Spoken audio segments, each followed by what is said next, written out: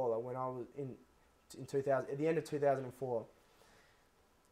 18-year-old earning money.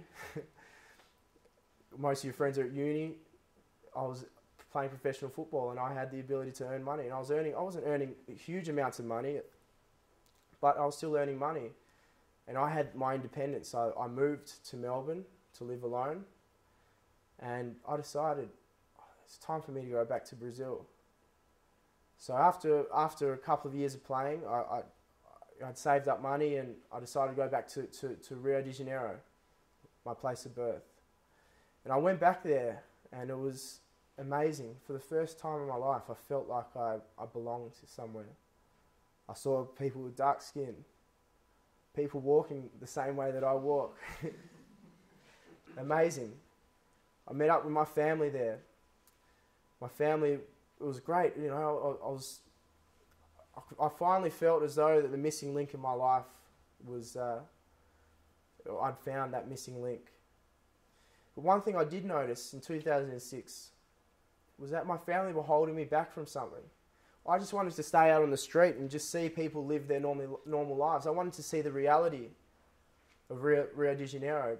But my auntie, one of my aunties that I was staying with at the time,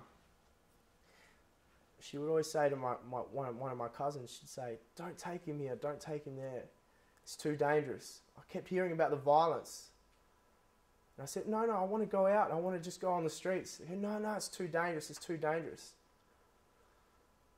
It left me really unsatisfied. And even though I loved that 2006 experience in Rio, you know, I went to Copacabana Beach. I went to samba schools. I drank caipirinhas. I went to Lapa. I got to see family. But that's only on the surface. I really wanted to find out the real Rio de Janeiro, and left me really dissatisfied with what I had seen. Now, I had all of my family telling me it's too dangerous. My cousin saying, no, it's too dangerous, living in fear. And I had one cousin who didn't hang out with my other cousins when they would take me to places. It always left me a little bit curious, and he's actually here in the room today, Ugo. I kept in contact with him and I said, "Ugo, how come you never hung out with us?" He said, "No, it's not for me, those places that you go to. I'm more a person, I like things that are real." And I said, "Can you show me these places?" And he said, "I can show you, but you know, your family won't like it." And I said, "Look, I don't care. I just want to find out the realness of Rio de Janeiro."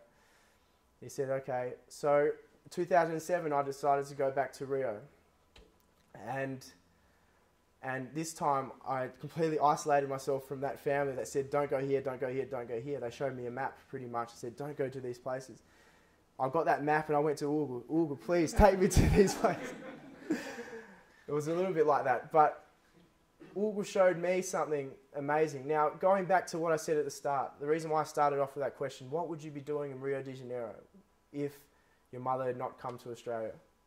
I used to say I'd be a player for Flamengo, or I'd be playing football for Brazil. But perhaps that could have been the case, but the statistics of that are very slight. Ugo showed me the reality of Rio de Janeiro. He showed me the corruption. Show me the drug traffickers. We'd go to different favelas all around the place, sit down with 15-year-old kids who were bandidos, drug traffickers, because I had this curiosity about them, because I could see myself inside of them.